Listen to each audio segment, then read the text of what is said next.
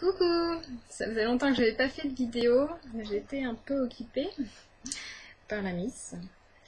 Donc, on va commencer par la fin de la grossesse, savoir comment ça s'est passé, et puis ensuite la maternité.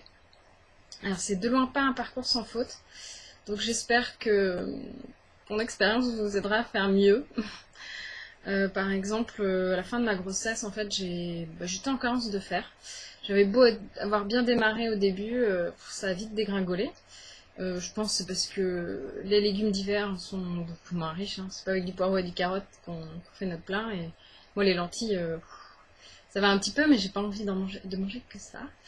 Et puis même, on mange pas forcément toujours chez soi, donc c'est quand même pas facile. Et j'avais pas forcément prévu de me complémenter. Et c'est un tort. C'est un tort, je crois que j'aurais dû prévoir dès le début de me commander des compléments. Et vu que je l'avais pas fait et que je commençais à être bien fatiguée, j'ai accepté la prescription tardiféron. Je suis allée en pharmacie, j'ai bien demandé à la pharmacienne si elle avait pas autre chose du fer d'origine végétale, mais rien. À moins de le commander en ligne, on n'en trouve pas. Donc moi, ce que je vous conseille, c'est Vegvit. Je sais pas si on voit bien le nom. Bon, de toute façon, je mettrai le lien en dessous. Donc c'est du laboratoire Végétologie, c'est anglais, et donc c'est super, il n'y a pas que du fer, hein. Mais je pense que c'est un bon complément pour la grossesse. Vitamine A, vitamine D3, vitamine E, B1, B2, B3, B5, B6, B12, C, K1, acide folique, biotine, coenzyme Q10, calcium, fer, iodine, magnésium, zinc, sélénium, cuivre, manganèse, chromium, molybdénum, choline bitartrate, inositol, lutéine, rutine, citrus, bioflavonoïdes, mixte, caroténoïdes. Bon, c'est pas mal complet. Donc je trouve que c'est pas mal. Le prix, je crois que c'est 10 € le flacon pour 90 comprimés. Donc, 3 mois, ça me semble pas mal. Il y a aussi du même laboratoire VitaShine. C'est de la vitamine D en spray. Ben oui, parce que les ampoules de vitamine D qu'on prescrit, n'est-ce pas vegan? Donc ce qui peut vous alerter si vous n'avez pas encore, si vous alertez que vous manquez de fer, alors il y a différents symptômes. Alors il y a le fait d'avoir des impatiences dans les jambes, ça peut être, je crois, le calcium ou le fer. Il y a aussi le fait de se sentir essoufflé. C'est un manque de certaines cellules dans le sang. Et ensuite aussi, au niveau des ongles, vous pouvez avoir des stries blanches qui apparaissent et des ongles incurvés, et ça c'est typiquement un manque de fer. Voilà, donc réagissez. Je pense qu'il faut vraiment le prévoir en avance. Moi je l'ai pas fait, j'ai dû pendant un moment me complémenter avec le tardiféron, et c'est pas tip top. Voilà. Sinon, qu'est-ce qu'il y a d'autre? Il y a le space-fond en fin de grossesse. Moi j'ai fait pas mal de séances de faux travail. Je sais pas, pendant 2 semaines avant le terme, j'ai dû toutes les nuits pendant 1 ou 2 heures, j'avais des séries de contractions, et ça, à part le spasson, je sais pas, je prenais un bain aussi, hein, ou une petite douche chaude, mais que le spasson qui m'aidait à stopper ça, à stopper ce faux travail. Et donc je sais pas trop ce qu'on peut par subir, et je sais pas, moi je sais qu'au début je subissais, et puis au bout d'un moment j'en ai marre, j'avais des restes de spasson, je dis bah je vais l'utiliser, tant pis, même si c'est pas vegan, à un moment donné on sature. Donc c'est pas très évident. Je pense que niveau médicaments c'est vraiment pénible parce qu'il n'y a pas grand chose, mais voilà. Le spasson, si des gens ont des conseils, n'hésitez pas. Alors, deuxième partie, c'est plutôt autour de la maternité, le séjour à la maternité. Alors, les repas, j'avais prévenu en avance que j'étais végétalienne, et ça n'a strictement servi à rien, parce qu'ils savent pas ce que c'est que quelqu'un de végétalien. Le régime, ils ne le connaissent pas. Et du coup, au début, j'avais du fromage, j'ai dit non, pas de fromage non plus, je suis végétalienne. J'ai précisé, le lendemain, j'avais du poisson, je dis qu'est-ce qu'ils n'ont pas compris? Sur un fiche, il y avait écrit pas de poisson, pas de lait, pas d'œufs. Je me dis ouais, mais encore le poisson.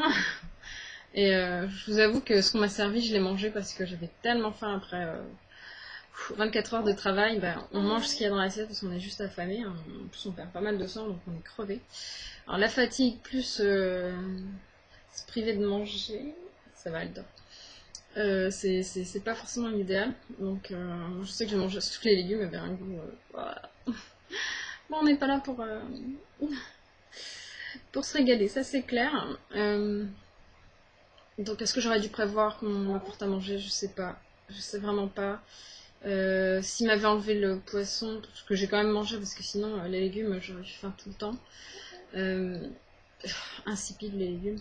J'ai quand même demandé à mon compagnon de me ramener de quoi avoir des petits déj corrects. Bon, après, c'est 3-4 jours, hein, la maternité, hein, c'est très vite passé. Donc, je sais pas si ça vaut le coup de se prendre la tête. Enfin, en tout cas, ça peut être meilleur pour le moral, mais voilà. Moi, j'avoue que j'ai pas respecté un régime vegan à la maternité. Ça m'a paru. Là, j'avais pas la force de me prendre la tête là-dessus. Il y a des choses beaucoup plus importantes, surtout quand c'est temporaire comme ça. Puis on verra. On va rentrer à la maison et puis on rentrera dans l'ordre. Tout rentrera dans l'ordre. Donc, quoi d'autre? Alors, j'ai pris des notes, hein, parce que pas mal de choses à raconter. Alors, moi, c'est pas par rapport au régime vegan, mais régime philosophie de vie vegan. J'avais demandé une livraison de couches lavables, un service de nettoyage directement à la maternité. Il suffisait d'appeler, donner le poids du bébé, etc. Il y avait une livraison. Franchement, je les ai pas utilisées tout de suite parce que le bébé il est tout petit, les couches sont super grosses avec le cordon. En fait, j'ai réussi vraiment à lui la mettre dans des couches lavables que quand elle avait 15 jours. Et avant, je trouve ça un peu laborieux. Donc, essayez si vous voulez, mais sincèrement, c'est vraiment. Je pense qu'on devrait se mettre un peu moins la pression dans ces moments-là.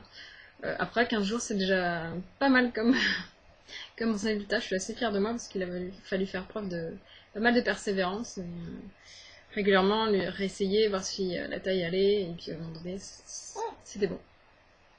C'était bon. Et c'était beaucoup plus facile une fois que le cordon était tombé. Hein. Sincèrement, avant, on a un peu peur que ça écorche là, que ça la fasse saigner. Moi, j'étais pas très à l'aise. Par contre, j'avais pris des serviettes lavables, parce qu'on saigne pas mal. Du coup, je passais quand même pas mal de temps à laver celles que je venais d'utiliser dans le lavabo à la maternité, à les faire sécher sur le radiateur. Pareil pour les disques, parce qu'on n'avait pas les couches lavables, on avait quand même les disques lavables pour elle et pour le change, et c'était quand même pas mal, mais fallait les laver à la main, c'était assez chiant. Puis je sais que je préférais que mon compagnon reste plutôt que fasse des allers-retours pour laver 4 lingettes et ouais, je sais pas, faudrait peut-être charger quelqu'un de proche de s'en occuper, je sais pas. On n'a pas fait ça au mieux, je pensais pas que ce serait si laborieux. Surtout que on a vraiment l'impression d'être au camping, dans la chambre à la maternité. Mais bon, voilà. J'ai quand même réussi avec, j'avais quoi? 2 serviettes et 3 linges pour femmes, hein. Pour les... Et en fait, j'ai réussi à gérer. C'était pas évident, mais j'ai réussi à gérer. Donc voilà. À mon avis, l'idéal, c'est d'en avoir un peu plus. Autre chose, l'allaitement. Donc moi, j'ai décidé d'allaiter. Et j'avais prévu avant de... Quoi c'est? Ouais. J'avais acheté ça. Je sais pas si vous connaissez.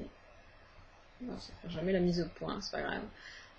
C'est une huile réparatrice Néobule pour les mamelons. Et en fait, c'est à base d'huile et d'huile essentielle.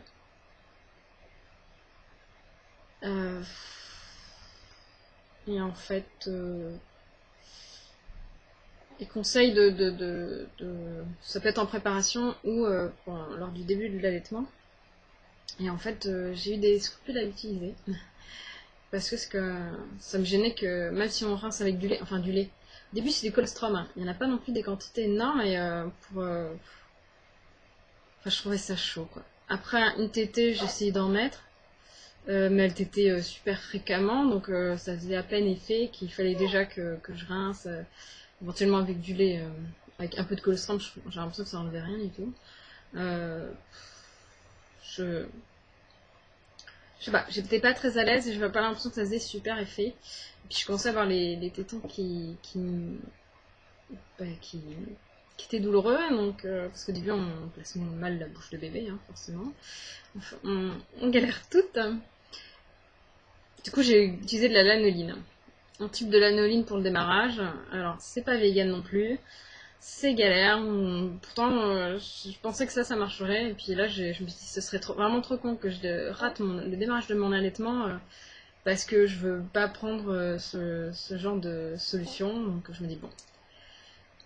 Ce qui fait le moins de tort, c'est qu'elle soit nourrie au sein et que de manière globale, il y a moins de déchets, c'est mieux pour elle, etc.